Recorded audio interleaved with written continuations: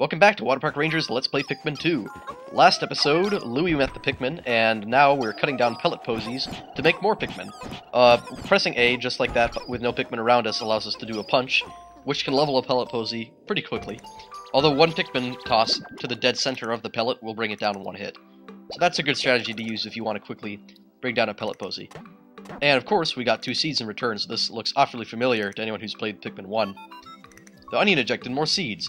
The pellet from that flower must hold nutrients that breed Pikmin. Yes, the Pikmin gather nutrients, haul into the onion, and further propagate the species. The onion is a Pikmin mothership. Reviewing Olimar's report, it seems repeatedly tapping A lets one rapidly pluck Pikmin sprouts. The way I always looked at it as a kid, though, when playing this game, and I guess it's been a little bit hard for me to change my opinion of that, was that what happened was you brought things to the onion, like pellets and the bugs that you defeat, and like a bank, basically, depending on how much you turn in, the onion will evaluate everything you've got and then give you that amount of grown Pikmin. Because the seeds are always in there, and it'll only give them out if it thinks like that you're worthy and you've proven yourself by gathering different things for it. So that's the way I always saw it, like as the onion was actually sort of sentient. And there are kind of things that prove that in the series. I remember in the first Pikmin, if you slack off a lot and like never get any of the ship parts, Olimar makes weird observations about the onion, that apparently on its legs there are really small fine hairs, so that really points to it being some kind of life form, more than just some kind of machine. And it actually might be kind of similar to one of the enemies that we're going to encounter late in this game. Actually is kind of similar to an onion in that respect. And so here we have a giant Duracell battery. Perhaps this object is one of the treasures that we are searching for. The only reason we found it here is because this is where you crash landed. How fortunate! Yeah, how fortunate that we crash landed. I would like to appraise it, but you must regroup with Olimar first. Can you see him? Press L to move the camera behind you, R to zoom, and Z to change angles. Camera angles are super important in this game, just for your information. So from over here we can see L with Olimar, and switch to him with Y if we want to. Even if we were to pull that battery out, we wouldn't be able to get it back due to this giant paper bag in the way. So what you gotta do is throw your Pikmin on top of it, and then they'll weigh it down with their weight, which is very nice. And then Olimar will do the same with his. And the combined weight is enough to flatten the paper bag. There we go. And like that, Olimar and Louie are together again. So that brief separation scene didn't last long at all. Captain Olimar, Louie, you're reunited at last! This has been a troublesome start to our trip. But now you must feel assured that your combined wits can get you through anything, correct? From now on, use B to form a single group, X to take solo action, and Y to change leaders. So I'll show you all of that, even though it's not all really required at the moment. We could do everything from this point just as a single group if we wanted to. So let's start by carrying this bulborb. And basically, the Y controls and X controls are basically like Y can switch party members. Olimar and Louie, depends who leads the party. You switch it with each tap of the Y button. X is what would completely separate the group and dismiss one of the captains, the one that you're not currently controlling. Like if we wanted to, we could press X and just leave Olimar there watching the Pikmin, and then switch to Y at him at any time. So that's kind of what I want to do here, even though it's like not the most practical time to be doing it. I figure I'd rather show this to you now, that way, just in case I forget to do plenty of multitasking things, I just show you it now. Because if you're going to attempt like a speed run, like say the 8-day run, which is the fastest way you can finish this game in 8 in-game days, because the days after day 1 are timed, just for your information. You definitely want to be switching between Olimar and Louie a lot in order to get things done quickly on the overworld, much more quickly than you could in the first game. So, as an example would be, while Olimar is waiting for the Pikmin to pull that treasure out, Louie could be here growing Pikmin. So that's just a standard example of how multitasking can be done in this game. However, it's also an example of the failed potential that this game had. Originally, I remember there were reports that the game would be multiplayer, as in, you had the option of playing through the story campaign, basically with 2 players. One person could control Louie and one person could control Olimar.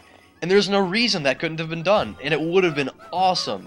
Just put in a little split screen, it would have gone over without a hitch. Like, one person could be using Olimar, and the other could be using Louis, just to do completely different things on the map.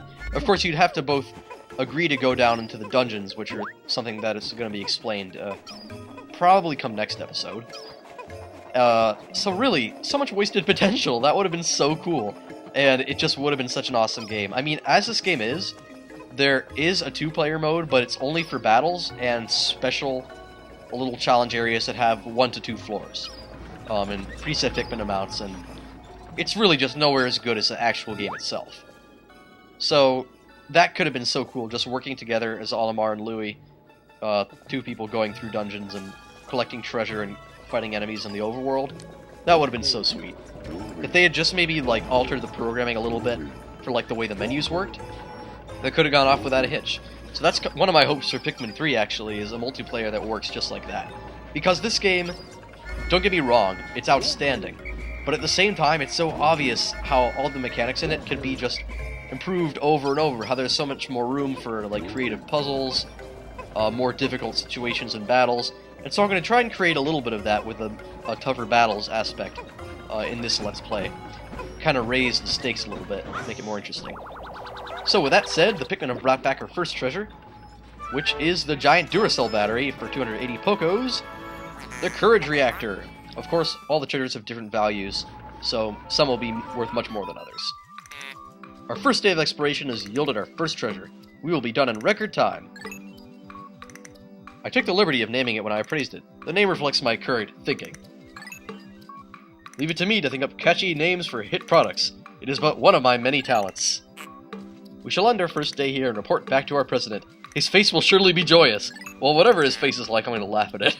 However, to communicate with Hockatate, we must fly into low orbit over the planet.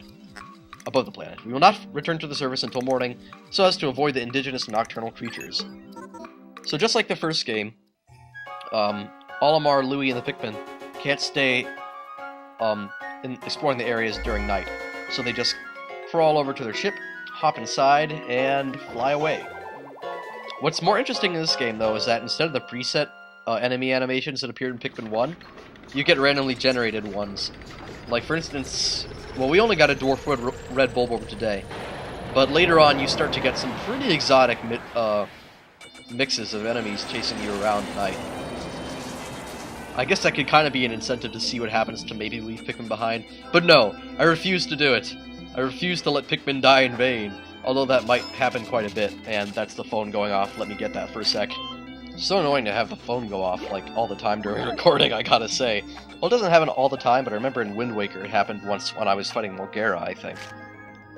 So I try to keep background noise to a minimum. You find your first bit of treasure. Fine work.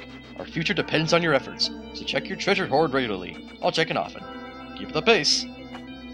Alright, we're gonna save. And then I'm going to show you some things around the map screen which are pretty interesting to look at, in my opinion.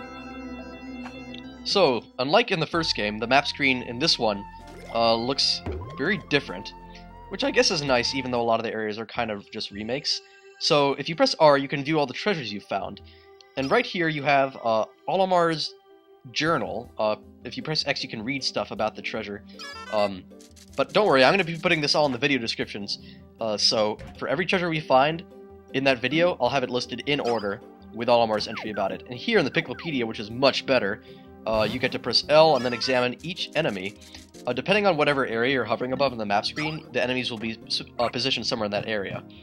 And right here, we have some Dwarf Red Bulborbs. You can press A to feed them some Pikpik carrots. X is Olimar's scientific notes. He has unique ones for every enemy. And it actually lends quite a bit of depth to really all the creatures you encounter. And you can press Z to turn them into rocks temporarily, just to see them petrified. Then they'll break free after a little bit of time. So that's basically how the Piklopedia works. And we'll see more stuff next episode.